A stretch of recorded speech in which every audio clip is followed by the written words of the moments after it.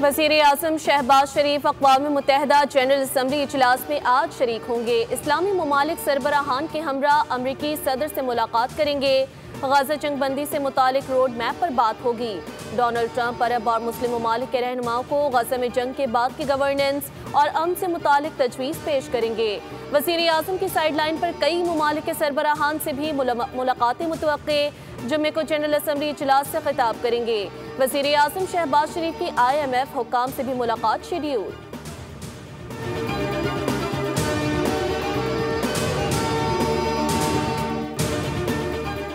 नायब वज़ीर आज़म इसहाक डार की न्यूयॉर्क में खलीज ताउन काउंसिल के सेक्रेटरी जनरल से मुलाकात। GCC के साथ ताल्लुकात की अहमियत उजागर की और रुकने ममालिक के साथ मुतादिद शोबों में ताउन को मज़ीद मजबूत बनाने के लिए पाकिस्तान के अज़्म को दोहराते हुए कहा कि दोनों फ़रीक़ैन मुख्तलिफ शोबों में ताउन बढ़ाने और इदारा जाती रवाबित को वसअत देने के लिए मुश्तरका इक़दामात करेंगे।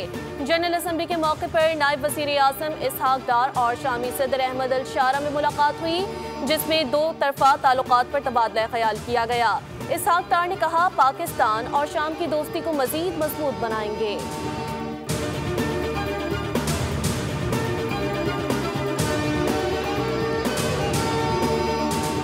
इंसदाद दहशतगर्दी अदालत ने 9 मई GHQ हमला केस में 19 सितंबर की व्हाट्सएप वीडियो ट्रायल में दलाइल का ट्रांसक्रिप्ट देने की दरख्वास्त खारिज कर दी।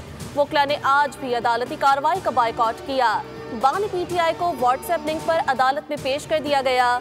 ATC जज ने रिमार्क्स दिए, बानी से आप वकला का पैटर्न पहले से सेट है, दोबारा मुलाकात का हुक्म नहीं दे सकते और वीडियो लिंक ट्रायल भी नहीं रोक सकता।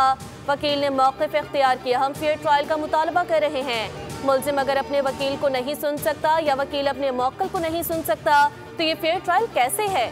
अदालत ने रिमार्क्स दिए, आपका पूरा हक है आप इस अदालत के ऑर्डर को चैलेंज करें। जब तक हाई कोर्ट कोई हुक्म जारी नहीं करती अदालती कार्रवाई नहीं रोकी जा सकती।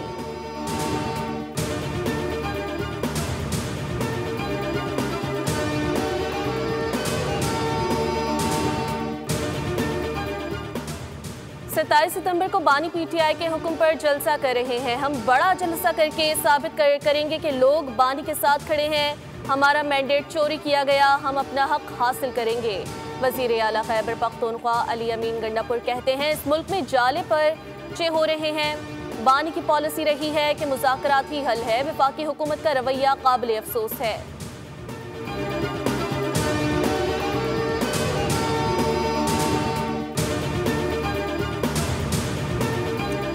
एक सियासी शख्सियत ने कहा Benazir income support program fraud है। बयान से 1 करोड़ घरानों की दिल आज़ारी हुई। रहनुमा पीपल्स पार्टी रुबीना खालिद का मुआफ़ी मांगने का मुतालबा। कहा BISP का ताल्लुक किसी जमात से नहीं, सैलाब के मामले पर पॉइंट स्कोरिंग न की जाए। 2022 के सैलाब में बेनज़ीर इनकम सपोर्ट प्रोग्राम ने 70 अरब इमदाद दी। 28 लाख खानदानों को फीकस 25,000 रुपये दिए गए। बिलावल भुट्टो का मुतालबा है कि सैलाब ज़दगान की इमदाद BISP से की जाए। अगर किसी प्रोग्राम के नाम से तकलीफ है तो ये नाम तब्दील नहीं होगा।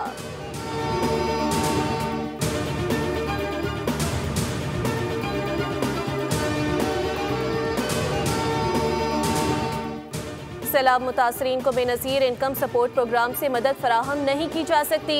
सिंध में बैरूनी इमदाद के बावजूद लोग मुकम्मल बहाल नहीं हुए। क्या उनसे अकल लें जिन्होंने सिंध को आसार कदीमा बना दिया। कराची और सिंध का क्या हाल है सबके सामने है।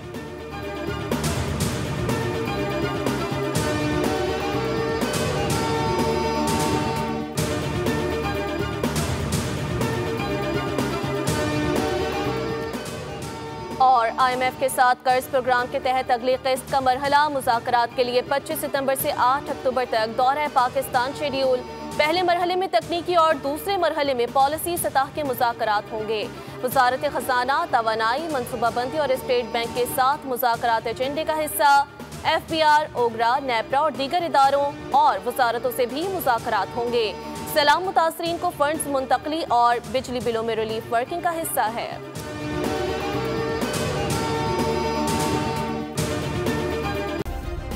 सब्सक्राइब करें और बेल दबाएं ताकि कोई खबर रह न जाए।